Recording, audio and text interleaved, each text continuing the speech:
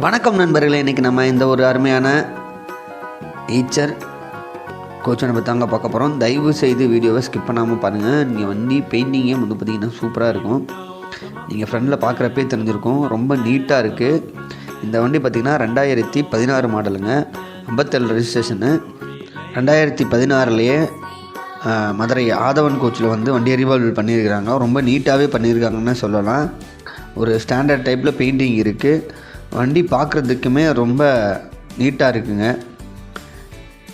வண்டியோட எஃப்சி பார்த்திங்கன்னா 4 மாதம் இருக்குங்க. அதே மாதிரி இன்சூரன்ஸ் பார்த்திங்கனாலும் உங்களுக்கு 4 மாதம் லைவில் இருக்குது.